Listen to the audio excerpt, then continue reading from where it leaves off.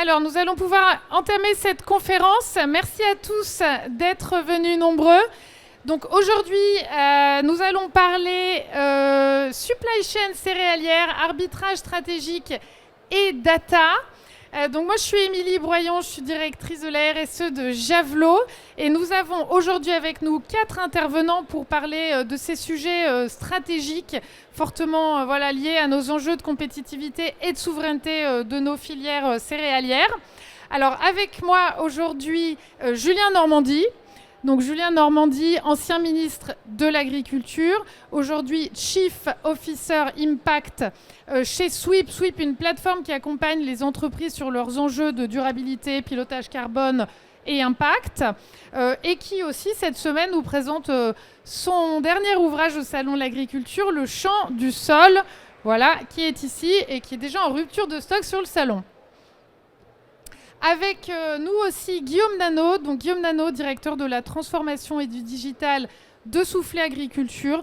Soufflet, l'un des plus gros négoces européens, qui collecte entre 3 et 5 millions de tonnes de céréales sur le marché français, capacité de stockage de plus de 2 millions de tonnes.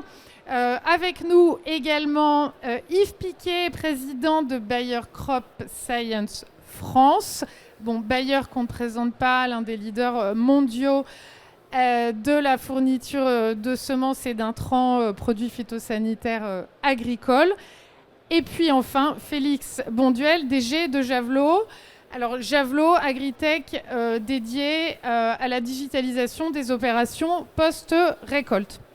Alors tout de suite, pour entrer dans le vif du sujet, juste très rapidement pour vous dresser le contexte de cette table ronde, on évolue, nos filières agricoles évoluent dans un nouveau monde globalisé où la volatilité est devenue structurelle, qu'elle soit climatique, économique, géopolitique, et où le post-récolte et les enjeux d'alignement des chaînes de valeur agricole entre la mise en marché, les infrastructures industrielles, logistiques et la production sont devenus des enjeux de compétitivité et de souveraineté clés pour les filières agricoles et particulièrement la filière céréalière. J'aurais une première question assez simple. Est-ce qu'aujourd'hui, on peut encore piloter le post-récolte et ces enjeux de supply comme avant, dans ce nouveau monde globalisé? Je voudrais peut-être commencer par vous, Julien Normandie, avec votre lecture d'ancien ministre et d'expert de ces nouvelles dynamiques agricoles mondiales. Merci beaucoup. D'abord, un grand merci pour l'invitation à cette table ronde. Je suis très content de pouvoir parler de ce sujet de la data dans la supply chain parce que ça occupe beaucoup mon activité professionnelle aujourd'hui avec un prisme comment la data peut permettre de réduire les émissions ou les impacts environnementaux des entreprises. C'est une entreprise qui s'appelle Sweep dans laquelle je travaille et on fait cela. Et puis je suis particulièrement content de le faire dans le cadre de Javelot, de cette magnifique entreprise. Un immense bravo à ce que fait Javelot. Je crois beaucoup, ça fait longtemps que je vous suis et je crois beaucoup dans ce que vous faites, ce qui me permet de répondre à ta question. En fait, ce que tu viens de dire en introduction et tous ces changements, ou plutôt toutes ces interrogations géopolitiques, renforcent d'autant plus, et je crois que c'est ça l'enseignement, renforce d'autant plus la question de la logistique et la question des flux, et pas uniquement la question de la production. Alors ça dépend des secteurs, ça dépend des filières, ça dépend de plein de choses, mais généralement on dit que dans un prix agricole de vente, il y a à peu près la moitié sur la production et la moitié sur la logistique. Évidemment, ça dépend de beaucoup de choses. On ne le dit pas suffisamment, mais typiquement la compétitivité de la filière des céréales, mais mon voisin pourra en parler mieux que moi, en France, elle repose notamment sur 2 choses. D'abord, le prix du foncier. On l'ignore, mais le foncier agricole français est très peu cher par rapport à beaucoup de choses qui se fait à l'international. C'est pour ça que souvent on voit des voisins qui essayent de venir nous acheter du foncier. Et le deuxième, c'est la qualité de la logistique. Et pour moi, s'interroger sur comment faire en sorte que la logistique, l'optimisation des flux, la création de valeur ou la moindre perte de valeur dans tous les flux puisse être optimisée pour améliorer cette compétitivité est un enjeu primordial. Il l'était déjà avant, il est encore plus quand on voit l'ensemble des pressions, notamment internationales, géopolitiques, singulièrement depuis la guerre en Ukraine et l'ogre russe qui essaye de mettre ses crocs dans les estomacs de beaucoup de pays à travers le monde. Cette question devient impérieuse et on a des outils, on a des technologies, on a des approches comme celles que développe Javelot. Alors justement, on va aller un petit peu plus sur le terrain et le concret des filières céréalières avec vous, Guillaume Dano, chez Soufflet. Donc un groupe comme Soufflet, je rappelais, voilà, aussi aujourd'hui à devoir jongler entre une collecte parfois de 3 millions de tonnes et puis l'année suivante d'1 million de tonnes supplémentaires. C'est quoi aujourd'hui les grands enjeux de transformation et de pilotage pour s'adapter à cette nouvelle donne chez Soufflet ? Déjà en premier lieu, merci beaucoup de nous avoir conviés aussi à cette table ronde en très bonne compagnie. Juste peut-être pour resituer, nous on a deux grandes zones d'activité. On est en France sur un périmètre, on va dire, stable de 4 millions de tonnes de collecte, même si évidemment on peut avoir des incidents pédoclimatiques qui vont changer la donne. Et puis à l'international, on se situe autour de 1 million de collectes, principalement dans les pays de l'Est. Et comme disait Julien, nous on est principalement aujourd'hui impactés par le conflit russo-ukrainien, puisque historiquement c'est une zone où on faisait 1,5 million de collectes. On fait beaucoup moins aujourd'hui et on est encore évidemment sur la zone mer Noire, mais on est très affecté par ce conflit. En France, donc on travaille avec vous tous les jours sur les outils de planification. On a deux grands enjeux. Le premier, il est financier. On a 250 silos en France, dans 33 départements, ce qui veut dire qu'entretenir ce parc, c'est 10 à 15 millions d'euros par an. Donc c'est une charge financière extrêmement importante. Et l'enjeu pour nous, c'est de positionner en fait la chaîne logistique. Les agriculteurs sont très concentrés sur la proximité du point de collecte parce que ce qu'ils veulent évidemment c'est transporter le moins longtemps possible en période de moisson pour faire le plus de rotation. Et ça on peut le comprendre. Par contre, si on veut bien valoriser, si on veut bien travailler le grain, nous on a besoin de construire des chaînes logistiques qui soient pérennes et qui nous permettent d'assurer le travail du grain et la qualité du grain jusqu'au moment où il va être consommé, sachant que, et le consommateur l'a pas toujours en tête, mais entre le moment où on moissonne et le moment où on va consommer le produit, il va se passer jusqu'à 13 mois. Donc nous, il faut qu'on soit aussi en capacité de travailler et de conserver le grain sur une période extrêmement longue, sachant qu'on a un enjeu un peu particulier chez Soufflet, c'est que 50% de notre collecte, elle est réalisée hors moisson. Ça veut dire qu'on compte sur les agriculteurs stockeurs pour assurer en fait les premiers mois de stockage et les premiers maillons de la logistique. Donc on est totalement intégré avec Laval. Donc Laval a des contraintes de cahier des charges, donc il faut garantir la qualité jusqu'au moment où on arrive à l'usine, et en même temps on doit assurer une relation à l'agriculteur. Donc autrement dit, notre travail il est extrêmement complexe. Le travail du grain c'est un sujet, mais la chaîne logistique c'est un maillage important, avec en plus, puisqu'on parle de digital, un enjeu qui est la traçabilité de la donnée. Donc on doit s'assurer de garantir, pour des raisons évidentes de sanitaire, on doit garantir la traçabilité des itinéraires techniques, du champ jusqu'à l'assiette. Donc il y a beaucoup d'enjeux en fait derrière ce sujet. Merci beaucoup Guillaume. Alors un petit parallèle maintenant avec les activités de Bayer. Alors on n'est plus sur la verticale céréalière, mais on a des enjeux qui sont relativement similaires. Yves, un mot sur ces enjeux-là de pilotage des chaînes logistiques chez Bayer ? Oui, tout à fait. Donc, bonjour tout le monde. Très heureux d'être ici et très honoré de venir à la table ronde de cette start-up qui n'est plus une start-up, qui est une société florissante. Donc oui, il est un fait certain qu'on l'a vu avec le moment du Covid. La logistique, elle doit se réfléchir en end-to-end. Et le problème que nous voyons, nous, en tant que, je vais dire, fournisseurs de solutions pour l'agriculture, qui avec un réseau mondialisé, c'est que les systèmes actuels, qu'ils soient SAP ou ERP de tout genre, ne sont pas à la hauteur et il faut travailler plus avant pour pouvoir connecter le début jusqu'à la fin. Je dirais ça pour commencer le débat. Très clair. Donc des enjeux vraiment d'intégration de l'ensemble de la chaîne de valeur pour avoir une vision globale systémique.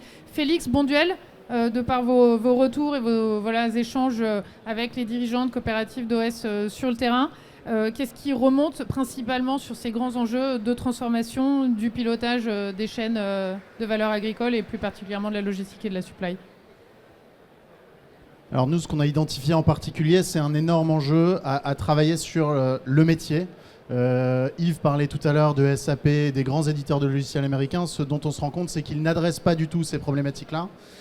Et dans cette verticale céréalière, on considère, nous, qu'on fait partie de cette filière de manière intégrante. Et l'idée, c'est de pouvoir adresser ces problématiques métiers très spécifiques, sans aller vers la complexité d'un ERP, etc., mais de se concentrer sur cette filière qui va de la ferme jusqu'aux industries de première transformation et de proposer les bons outils pour répondre aux problématiques métiers de l'optimisation logistique. Et ça va toucher plein de choses, puisque pour aller optimiser cette logistique, on a besoin d'une masse de données qui est colossale, des données qui vont être plus ou moins statiques sur les infrastructures, nos capacités de stockage, etc. Et Guillaume en parlait tout à l'heure, et des données qui vont être beaucoup plus dynamiques. Et donc l'idée, c'est de pouvoir intégrer ça de manière systémique, encore une fois en n'oubliant aucun maillon de la chaîne, en partant de la ferme jusque les industries de première transformation. C'est notre lecture et c'est ce que nous demandent aujourd'hui tous nos partenaires. C'est voilà, comment est-ce qu'on adresse cette problématique métier que personne ne regarde. Les gros éditeurs de logiciels, ce n'est pas le cas. Et en général, les acteurs qui regardent cette problématique peuvent le faire, mais de manière assez ponctuelle. Nous, notre idée, c'est vraiment de se dire on a besoin de l'intégrer de manière systémique. Merci beaucoup. Alors, je voudrais revenir un petit peu sur du coup, les projets stratégiques chez Soufflet. Vous parliez tout à l'heure voilà, des arbitrages industriels qui sont sur la table en ce moment avec des enjeux financiers énormes, des investissements qui vont être conditionnés à la compétitivité des entreprises et plus globalement de la filière demain. Est-ce que vous pouvez nous en dire plus aujourd'hui sur comment vous abordez ce projet de maillage territorial de façon stratégique et quel pilotage derrière ?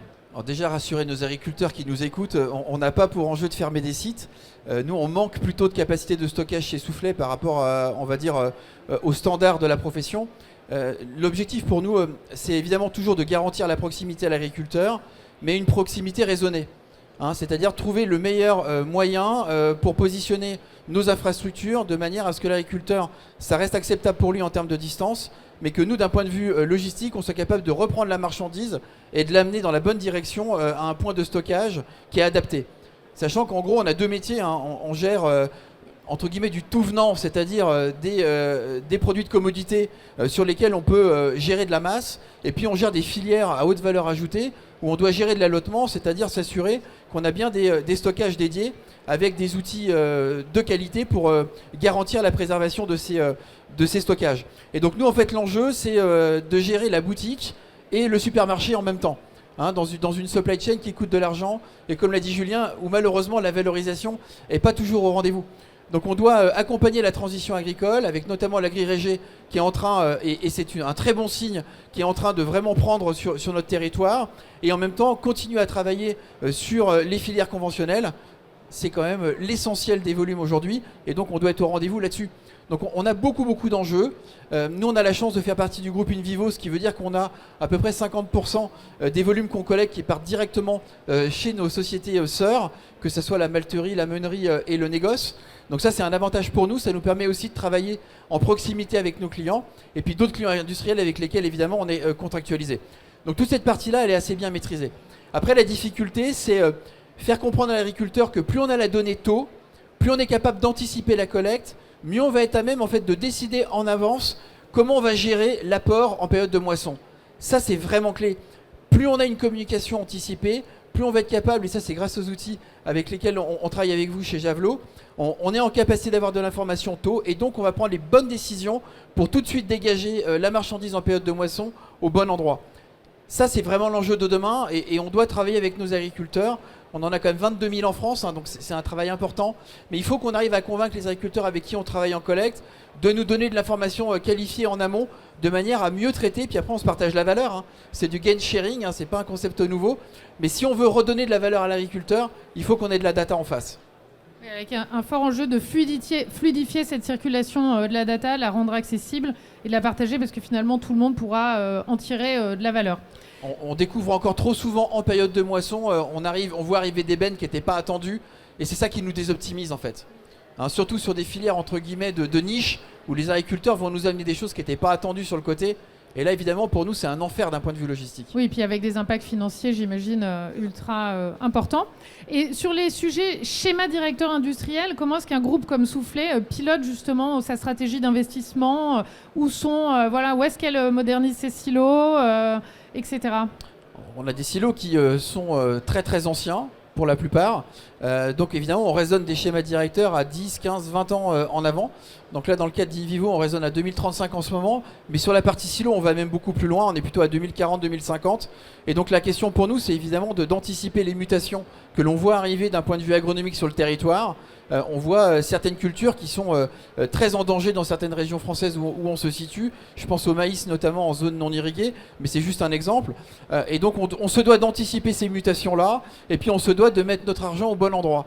Et c'est là où on compte évidemment sur votre outil. On y travaille au quotidien avec une vision à la fois de court terme, de moyen et de long terme, de manière à nous assurer que les investissements qu'on fait aujourd'hui vont bien servir les schémas logistiques de l'agriculture de demain et après-demain. Merci. Félix, tu veux rajouter quelque chose ? C'est presque une question pour nous, c'est en fait comment font les acteurs qui n'ont pas ce genre d'outils. Alors il n'y a pas que ce qu'on développe nous, même si on a la prétention de croire qu'on est le meilleur aujourd'hui, mais sans des outils comme ça, aujourd'hui on a des acteurs qui prennent ces décisions-là. On parle de schéma directeur industriel, je vais, sans parler de fermeture de silos, mais par exemple je dois investir sur un séchoir, où est-ce que je le positionne ? Et aujourd'hui, ce qu'on constate, c'est que certains de nos clients, en fait, positionnent le séchoir parce qu'ils ont de la place, parce que une raison X ou Y, mais sans raisonner flux et tous les impacts que ça peut avoir derrière. Et c'est vraiment une sorte de question d'interrogation. On est presque abasourdi parfois de se dire comment est-ce qu'on va prendre ces décisions de schéma directeur industriel très long terme. On parle beaucoup de fusion de coopératives en ce moment. Comment est-ce que deux coopératives qui fusionnent, qui font leur schéma directeur industriel ou pas, de manière individuelle.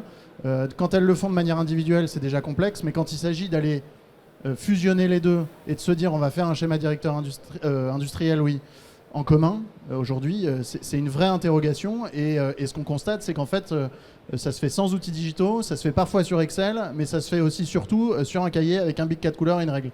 Et donc c'est un vrai point d'interrogation pour nous.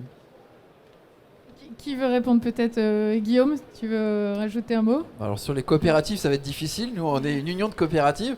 A priori, on n'a pas prévu de fusionner. Néanmoins, le groupe Soufflet, lui aussi, a historiquement grandi par acquisition de négoces sur nos routes logistiques qui nous amenaient vers le grand export. Donc ça, c'est aussi le fruit de notre histoire. Donc si on analyse de manière rétrospective, on va dire que nous, globalement, on a fait des choix, mais sur du très long terme. C'est-à-dire qu'on a toujours fusionné en prenant un existant et sans le réinterroger parce que le court terme ne le permet pas. Et puis par contre, petit à petit, et encore une fois sur des schémas de très long terme, on a pu réajuster le dispositif parce que quand vous fusionnez, forcément, vous n'avez pas choisi en fonction de tous les silos.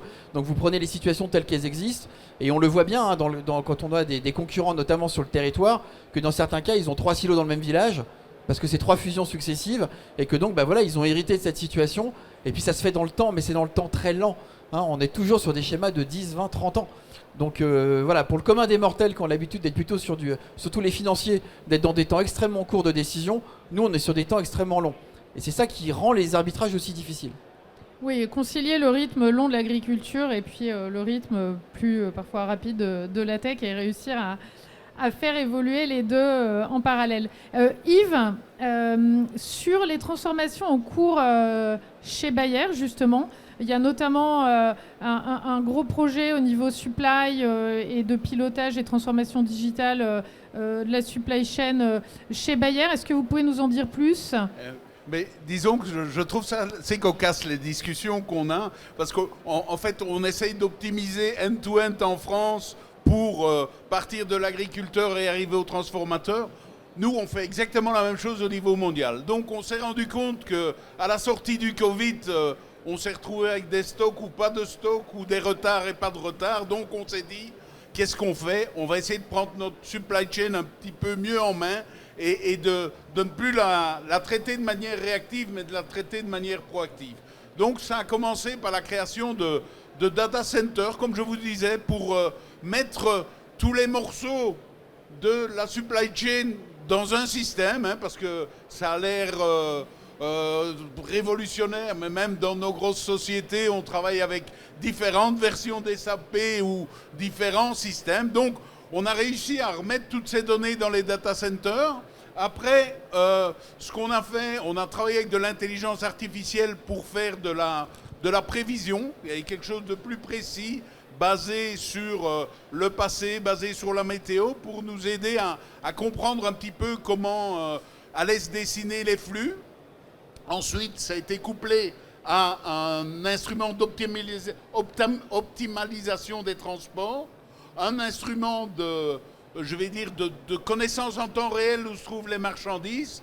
Et finalement, au bout du bout, on a tout le réseau en main, on a toutes les données pour analyser et on fait de belles économies. Ça veut dire on était parti pour faire 2 ou 3% d'économie. On est à plus de 5% d'économie en ayant créé ce réseau mondial centralisé. En plus de ça, et ce n'est pas anodin, ça nous permet aussi de gérer notre durabilité, donc les flux carbone, et ça nous donne une très bonne vue sur tout ça. Donc, une belle opération, on est en cours, on a commencé il y a 2 ou 3 ans, mais c'est quelque chose qui porte vraiment ses fruits. Encore une fois, il faut le système pour le supporter. Alors, je voudrais qu'on parle un petit peu maintenant justement des conditions de réussite et aussi des freins au pilotage intégré par la data. Et peut-être vous interroger Julien sur ce sujet-là. Vous, aujourd'hui, vous accompagnez des grands groupes dans le pilotage justement plutôt de leur impact carbone, mais finalement, les deux sujets sont très liés, puisque, in fine, l'objectif, c'est de pouvoir arbitrer à la fois sur la marge et puis sur l'impact. Comment ça se passe et quels sont aujourd'hui, par quel bout, finalement, prendre cette transformation et ces sujets d'aligner les parties prenantes autour d'une data pilotée, centralisée? Il y a plusieurs clés de réussite. D'abord, moi je pense qu'il y a la nécessité d'avoir une vision au sein de l'entreprise, c'est-à-dire d'accepter que l'entreprise puisse être un peu plus dirigée par la data. Ça ne veut pas dire dirigée au sens perte de quelconque responsabilité des dirigeants, mais ça veut dire que dans les décisions qui sont prises, comment la data peut intervenir pour éclairer les décisions. C'est exactement ce que disait Félix tout à l'heure sur les plans directeurs. Et ensuite, ce qui est très important, c'est qu'il faut réussir à créer une forme de collégialité et d'alignement des intérêts entre, d'un côté, et Yves le dit bien, le CIO, la personne qui est en charge de l'IT et du digital dans l'entreprise, parce que ce sont des projets de données, donc il faut qu'il y ait les équipes. Et alors Yves parle beaucoup de SAP ou autre, mais en fait, il y a plein de différents outils, et que ce soit Javelot ou que ce soit Sweep, nous on vient se connecter à ces différents outils. C'est le monde des data platforms est absolument habitué à ça, mais c'est un projet IT. Ensuite, il va y avoir les responsables de procurement qui doivent voir une utilité dans cette data, et donc soit parce que ça va être le procurement, soit parce que ça va être celui en charge des opérations, il faut pouvoir montrer le ROI qui est associé. Et pour moi, typiquement, quand je prends une entreprise comme Javelot, le ROI, il est absolument certain. Je veux dire, l'optimisation de votre flux logistique, que ce soit pour améliorer les marges, faire le partage de gains, comme le disait Guillaume à l'instant, ou que ce soit dans le cadre de Sweep sur la résilience, parce que vous évitez un risque probable du fait du changement climatique et vous réduisez vos émissions, le ROI, il est certain. Mais c'est à Javelot de le démontrer, c'est aux clients de Javelot d'en témoigner. Et puis, donc vous allez avoir l'IT, vous allez avoir l'utilisateur, le CPO, le COO, et puis après vous allez avoir un sujet de gouvernance au sein de l'entreprise. Et pour bien connaître le monde agricole, on sait que c'est parfois pas évident. C'est-à-dire que on est habitué à un certain type de fonctionnement, un certain type de gouvernance. C'est pas parce que la tête est totalement alignée que ça va tout de suite diffuser. C'est pas parce qu'un tel va être aligné que ça va totalement diffuser. Et donc, il y a ce sujet de gouvernance, comment chacun y arrive. Et qui plus est dans le monde agricole, ou singulièrement avec les coopératives, c'est parfois une gouvernance collégiale ou une gouvernance entre acteurs. Comment vous optimisez ces chaînes logistiques entre acteurs. Et là, c'est compliqué. Mais moi, je pense que vraiment, cette clé de réussite, c'est pas simplement de se dire j'ai convaincu une personne au sein de l'entreprise, c'est vraiment d'avoir cette vision, ce projet digital, ce ROI et cette gouvernance. Et c'est à mes yeux absolument essentiel. Et je ne sais que applaudir sur ce que tu dis. Et c'est vraiment une transformation culturelle, en fait. Et il faut passer à tous les échelons et déterminer le what's in it for me. Hein. Quel est mon bénéfice? Et ça demande pas mal de temps. Et il y a une formule à faire, mais c'est énormément d'investissement pour vraiment montrer à chaque échelon de l'entreprise comment je suis plus fort demain avec ces données. Et après, je rajoute juste pour mes deux voisins, ce qui est sûr aussi, c'est que quand vous êtes, comme Félix, comme moi, entrepreneur, etc., c'est dur, objectivement. Le contexte économique est dur, etc. Et c'est vrai qu'on n'a jamais autant besoin de groupes plus forts pour notamment deux choses. Le premier, c'est la temporalité. Et dans le monde agricole, c'est incroyablement vrai. En fait, il y a un côté de temporalité, la fameuse tragédie des horizons, etc. Mais en fait, le monde agricole, voilà, on a un côté très Saint Thomas. On doit être sûr, voir, tester, retester, etc., etc. Mais parfois, c'est compliqué quand vous êtes des entrepreneurs et on est sur la ferme digitale parce que on a beau avoir les reins solides, la temporalité, elle n'est pas forcément la même. Et après, on a besoin d'une deuxième chose, c'est qu'on n'est jamais mieux représenté que par nos clients. C'est-à-dire que ce que tu viens de dire, Guillaume, sur Soufflet, si tu peux aller le dire à toutes les autres coopératives avec un logo Javelot dans le dos et devant. On a une remise ou pas si on fait ça? Je t'offre un livre, si tu veux. Joker. Et peut-être pour abonder ce que tu dis, Julien, sur le premier point, c'est que l'une de nos forces aussi dans des structures comme les nôtres, c'est qu'on est capable d'apprendre en marchant, de prendre des virages beaucoup plus rapides que des grands groupes comme Bayer ou Soufflet. Évidemment, des virages qu'on est capable de prendre nous à 90 degrés, éventuellement de trébucher parfois, mais de se relever en étant un peu plus fort.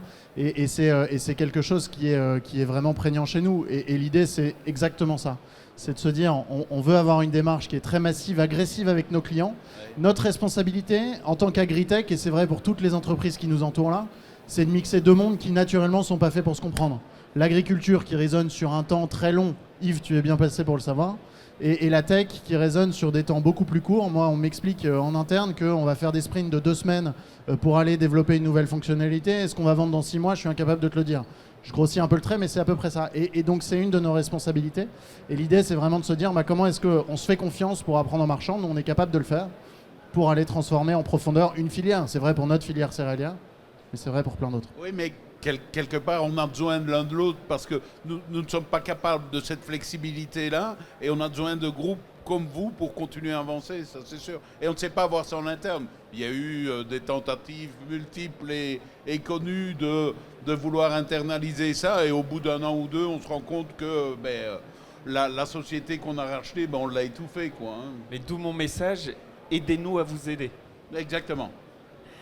Alors, Guillaume, si on peut revenir justement un peu sur ces enjeux de gouvernance de la transformation et comment, en interne, on aligne l'ensemble des parties prenantes et des planètes. Votre retour d'expérience chez Soufflet et qu'est-ce qui bloque aussi? Alors déjà, chez Soufflet, on a fait un choix fort, c'est d'associer la transformation et le digital. Parce que moi, je porte les deux, en fait, et mon arrivée coïncide avec le lancement du nouveau projet stratégique. Donc, on a clairement mis l'enjeu digital au cœur de la transformation. Je pense que ça, c'est aussi un acte fort. Et je vois qu'il y a beaucoup en fait, d'acteurs qui commencent à le faire aussi. Et je pense que c'est un élément qui est important. Alors, il y a deux gros mots qu'on dit, hein, c'est data-driven et customer-centric. Alors, je suis désolé pour ceux qui ne parlent pas anglais, de moins en moins, mais la donnée, elle est absolument essentielle. On ne prend plus de décisions sans données aujourd'hui. Parce que le cerveau humain ne permet pas d'associer les données intraparcellaires des agriculteurs avec les données de silo, les données supply, les contraintes des cahiers des charges des clients. Donc quand on regarde l'ensemble des données qui sont nécessaires à la prise de décision éclairée aujourd'hui, le cerveau humain ne peut pas le faire tout seul. Et on a besoin d'outils comme le vôtre, ça fait 4 ans qu'on travaille avec vous, pour arriver à année après année affiner notre schéma directeur logistique en période de moisson, de manière à optimiser. Donc on gagne des coûts logistiques parce qu'on transporte moins, on fait moins de kilomètres, on amène le produit au bon endroit, ou en tout cas le plus souvent au bon endroit, grâce à cette historique de données. Et donc petit à petit, on s'améliore. Et donc pour rejoindre ce que tu disais Julien, évidemment que nous on a besoin d'acteurs comme vous, des acteurs agiles qui apportent des solutions tech qui sont on the shelf, parce que nous on n'a pas les moyens d'investir, on n'a pas les compétences pour le faire, on n'a pas votre agilité. Et après vous, il faut que vous appreniez à travailler avec des mastodontes comme nous, qui sont des gens compliqués, du temps long. On a bien conscience de ça, mais c'est bien la coexistence de ces deux mondes qui nous permet d'avancer ensemble. Je pense qu'on y arrive assez bien. Quand je regarde la ferme digitale, chez Soufflé, on fait travailler beaucoup de monde, donc a priori on joue le jeu, et c'est important de continuer à le faire. Et puis customer centric, pas oublier qu'on est en train de parler de la moisson, c'est le moment où l'agriculteur, il vient enfin récolter ce qu'il a semé, et l'investissement qu'il a fait tout au long de l'année, avec les intrants qui viennent de chez vous. Et donc nous, on a évidemment besoin de garantir à l'agri qu'on va bien prendre soin de sa collecte, parce qu'on sait que c'est là qu'il va créer sa valeur. Donc ça c'est un élément aussi qui est important, c'est ce temps long pour l'agri aussi.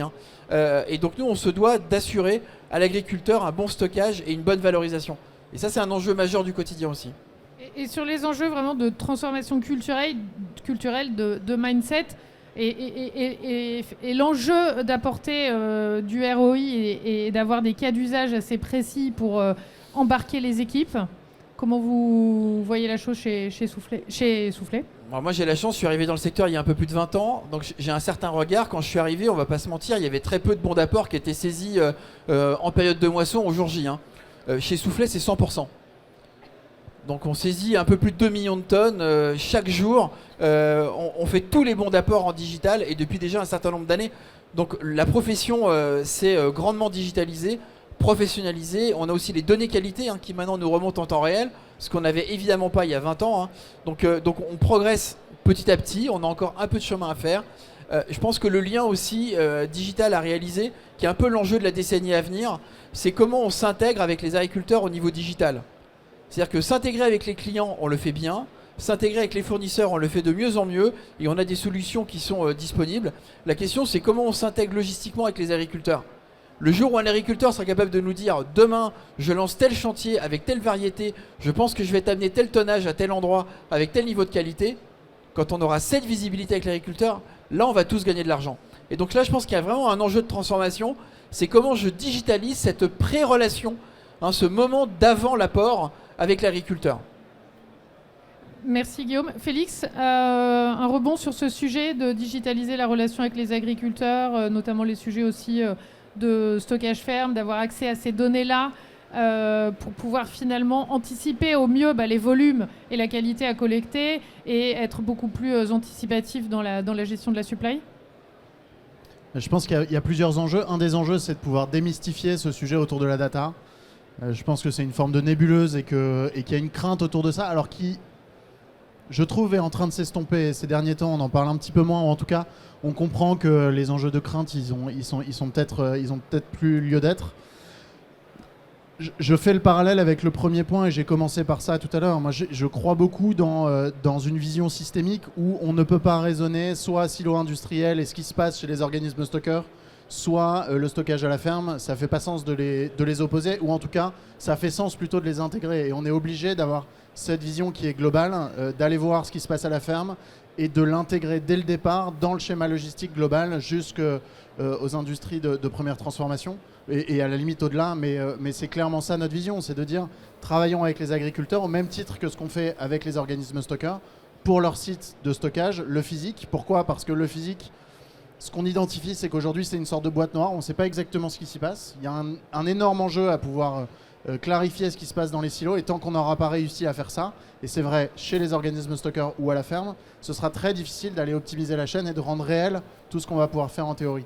Donc nous, c'est vraiment ça notre croyance. C'est allons chercher la data là où elle est disponible, là où elle existe ou pas encore, mais charge à nous de la créer pour pouvoir optimiser toute cette chaîne de valeur. Merci. Julien, une question sur finalement le niveau de maturité de transformation digitale de la filière. Vous qui aussi avez une vision sur d'autres secteurs industriels, comment vous voyez la verticale agricole par rapport au niveau, en retard, en avance ? Moi, à titre personnel, je note que ni Bayer ni Soufflé n'est client de Sweep, donc j'irai en parler après. Et donc il y a encore une maturité à... non, on prend rendez-vous. en fait, ce qui est très, très paradoxal, c'est que la donnée dans le monde agricole, on la connaît hyper bien, mais vraiment hyper bien. Et je vous donne juste un chiffre. En 2017, par exemple, on avait fait une étude sur l'utilisation des drones dans notre pays, et on se rendait compte que plus de la moitié des drones étaient utilisés par le monde agricole en 2017, bien avant la démocratisation de... Et pourquoi je donne cet exemple-là, c'est qu'en fait l'innovation dans le monde agricole, et notamment celui de la data, et singulièrement dans le côté du volet du climat, a été très rapide et bien plus vite que dans d'autres secteurs. Et puis la donnée, elle est très connue aussi du monde agricole pour une raison très simple, c'est qu'en fait dans votre tracteur aujourd'hui, tout est connecté, la data elle est là, et en fait celui qui a accès à cette donnée jusqu'à présent, c'est surtout votre réparateur du tracteur qui fait que, et c'est vrai, hein, quand vous lui ramenez le tracteur chez lui pour savoir si oui ou non il faut faire tel type de réparation, etc., il sait exactement quel a été le niveau de performance de votre moisson de l'année. Ce qui est un peu paradoxal au moment où il faut établir le devis de réparation du tracteur, si vous voyez ce que je veux dire. Et donc en fait, la donnée, elle est très présente dans le monde agricole, mais la question c'est comment elle est appropriée par le monde agricole. Il y avait un homme fabuleux, Philippe Tillousborn, qui malheureusement est décédé il y a 2 ans, qui s'était beaucoup battu notamment sur ce sujet de l'accessibilité de la data dans son appropriation, y compris dans sa propriété, par le monde agricole. Et donc voilà, il y a une forme de paradoxe, c'est que oui, on l'a, on en dispose, on est à même de l'utiliser, on a un enjeu d'appropriation, de propriété, mais ça c'est globalement parlant. Après, quand on rentre dans les structures, on revient à tous les défis qu'on s'est dit. Et c'est vrai que dans les coopératives, chez les négoces, aujourd'hui, on doit accélérer. Il y a des très beaux exemples, et tu en es un, Guillaume. On doit accélérer dans cette prise en compte de la data. Mais la réalité, c'est que c'est qu'une question de temps, hein. Ça va arriver, ça va continuer à s'accélérer, et ça n'est qu'une question de temps. Avec un enjeu d'aller quand même assez vite. Félix, tu voulais rebondir? Oui, je voulais juste rebondir en disant qu'il y a un enjeu de temps et il faut aller vite parce que les acteurs qui nous entourent savent aller vite, ont besoin d'aller vite. C'est ce que nous demandent nos investisseurs, c'est ce que nous demandent nos cycles. Et donc, il faut qu'on puisse aller vite. Et en fait, notre conviction très forte chez Javelot, c'est que si ce n'est pas maintenant, ce ne sera jamais. Pourquoi ? Parce que les investisseurs, ils viendront plus sur la partie agritech si on ne le fait pas maintenant. Et de toute façon, les géants du logiciel, on parlait de SAP, de Microsoft, de Salesforce, de qui on veut, ils tournent le dos à l'agriculteur. Et ils n'ont pas les retours sur investissement qu'ils pourraient trouver dans d'autres industries. Et donc, ils tournent le dos à l'agriculture. Et il y a vraiment ce choix de le faire maintenant ou alors de ne pas pouvoir le faire. Et le contexte, encore une fois, hein, qu'on évoquait au début, plaide pour cela. On sait aujourd'hui qu'on peut gagner beaucoup, beaucoup de valeur et de compétitivité en appréhendant la chaîne logistique. Et c'est assez nouveau, hein. Moi je le confesse bien volontiers, alors que je suis un convaincu de ces sujets et un convaincu de l'approche par la donnée. Quand j'étais ministre, c'était pas du tout un sujet qu'on avait sur la table, parce que ça s'accélère, et ça s'accélère depuis très récemment du fait de ce que tu disais, Guillaume, la guerre en Ukraine, où on se rend compte à quel point la dépendance à la chaîne logistique et la compétitivité de la chaîne logistique est aujourd'hui nécessaire. Très clair. Alors, on va bientôt clôturer. On prendra évidemment quelques questions du public. Finalement, si on se projette dans un monde idéal, où on a mené cette transformation digitale, qu'on a réussi à aligner la mise en marché, la logistique et l'amont, qu'est-ce qu'un dirigeant d'un organisme stocker comme Soufflet ou un autre pourrait être capable d'arbitrer de façon rapide et sereine, et quelle est finalement un peu la finalité de ce pilotage par la data dans un monde, dans une projection où cette transformation elle serait réussie? Félix, peut-être? Moi, j'ai envie de parler de marge. Ce qu'on constate depuis 8 ans qu'on travaille sur le sujet chez Javelot, c'est que, et je grossis le trait volontairement, et peut-être que Guillaume me dira l'inverse, mais dans tous les organismes stockeurs qu'on fréquente, on se rend compte que, évidemment, on parle de marge, simplement les services entre eux ne sont pas structurés pour pouvoir mettre la marge au centre des décisions. On a des commerciaux qui ne vont être objectivés que sur du chiffre d'affaires. Je grossis le trait encore une fois volontairement, mais les commerciaux vont être objectivés sur du chiffre d'affaires, l'exploitation va être objectivée sur des charges, et entre les deux, il n'y a plus personne qui parle de marge. Et nous, notre conviction, c'est il faut absolument que le dirigeant demain, il ait les outils pour pouvoir prendre ses décisions par la marge et par rien d'autre, puisque c'est là qu'est la création de valeur. Et donc, il faut impérativement pouvoir remettre ça au centre de toutes les discussions, et ça ne passera que par la data et par les bons outils qui feront que les différents services, vous me permettrez le jeu de mots, mais aujourd'hui, on constate que c'est très siloté. On a besoin de casser ces silos pour pouvoir remettre la marge au centre de toutes les discussions. Désiloter pour piloter par la marge, et puis j'imagine aussi l'impact carbone. Julien, est-ce que vous voulez rebondir ? Non, mais c'est sûr que tout est lié, et cette approche de la connaissance, que ce soit sur la qualité propre qu'évoquait Guillaume, ou que ce soit sur la qualité environnementale, si tant est que ce terme... on se comprend sur les critères environnementaux. Tout ça aujourd'hui est pilotable et est pilotable par la donnée. Mais encore une fois, moi je rebondis sur ce que disait Félix. Je pense que c'est hyper important qu'on crée. La dynamique, elle est déjà créée. La question, c'est comment on l'accélère. Et en fait, à partir du moment où on arrive à démontrer que le ROI est réel, parce que Javelot apporte un ROI, Sweep apporte un ROI. Donc comment on fait en montrant que ces outils apportent un ROI pour accélérer la chose. Et voilà, il faut y aller à fond. Guillaume, qu'est-ce qui fera que tu auras réussi ton job voilà, quels seront les indicateurs qui feront que dans 2, 3, 4, 5 ans, tu diras on a réussi la tranche faux chez Soufflé? Alors déjà, si on le fait d'ici 5 ans, moi je serais très heureux. On va mettre du temps. Pour rejoindre ce que tu disais, on a déjà on fait une étude avec vous en ce moment, et grâce à vos outils, et évidemment avec une approche économique, parce que malheureusement on est très challengé sur les marges collecte, et ça je pense que c'est aussi un peu un échec, on va dire, du secteur, c'est qu'on n'arrive pas suffisamment à valoriser en fait cette activité de collecte, et donc du coup on est obligé d'aller vers d'autres activités pour financer la collecte, ce qui n'est pas sain en soi.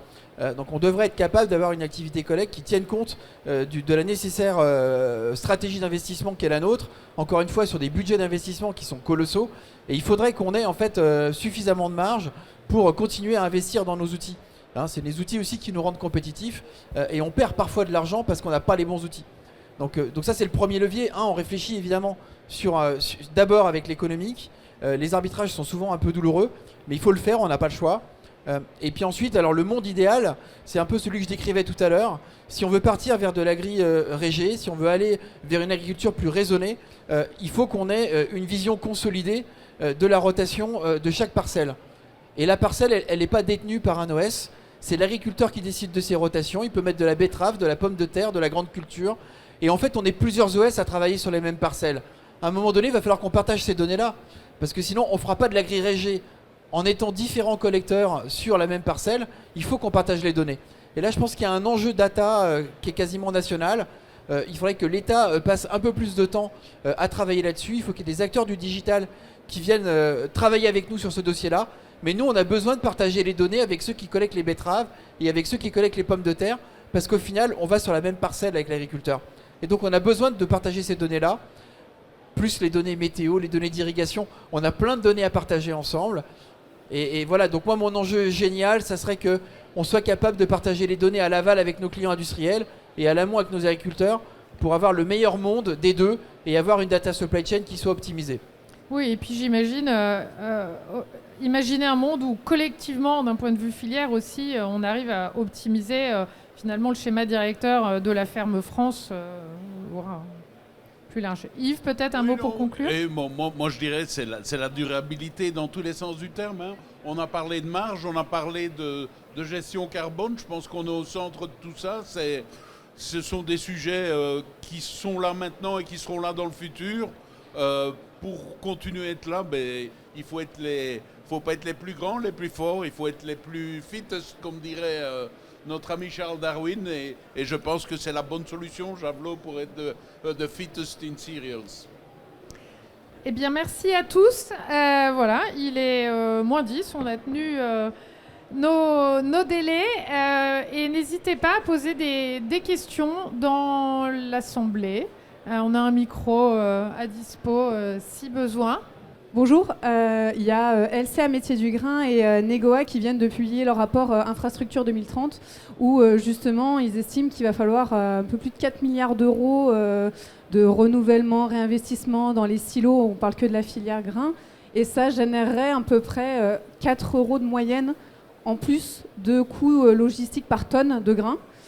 Justement, au regard du sujet, est-ce que vous pensez que la data, elle permettrait de gagner 50 centimes, 1 euro, 2 euros peut-être pour, de toute manière, essayer de financer un petit peu ces investissements qui seront indispensables pour la logistique française?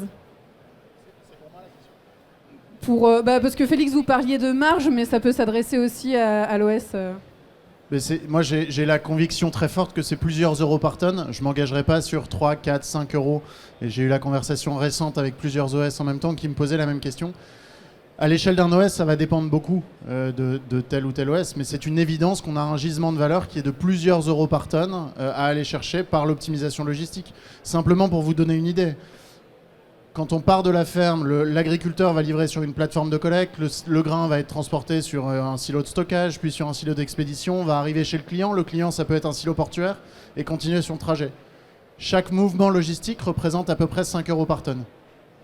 Et aujourd'hui, on n'a pas les outils pour pouvoir le piloter. Donc économiser ne serait-ce qu'un mouvement logistique sur toute cette chaîne de valeur, les 4 euros dont vous parliez tout à l'heure, ils sont déjà économisés. Guillaume, tu veux rebondir ? Oui, alors les chiffres, on peut toujours en discuter. Nous, on est plutôt autour de 7 euros, d'après nos évaluations. Aujourd'hui, ce qu'il faudrait pour avoir un parc silo qui soit totalement adapté sur le territoire français, il faudrait qu'on remette entre 70 et 100 millions d'euros d'investissement. Voilà, donc ça donne un petit peu l'enjeu pour nous, en plus des 10 millions qu'on met en maintenance chaque année. Donc on a un enjeu évidemment financier qui est important. Comment on va le financer ? On espère que la data va payer un petit bout, que l'optimisation qu'on fait avec les outils sur, encore une fois, maîtriser mieux nos flux, donc transporter moins de manière, faire moins de kilomètres pour atteindre la même cible, ça doit nous permettre d'économiser un bout aussi. Et puis à un moment donné, j'espère que les personnes qui travaillent sur la géopolitique du blé à l'échelle internationale vont nous permettre à nous de retrouver de la compétitivité. Parce qu'un des enjeux pour nous en France, c'est de retrouver au niveau du grand export une place qui est compliquée en ce moment parce qu'on est très challengé.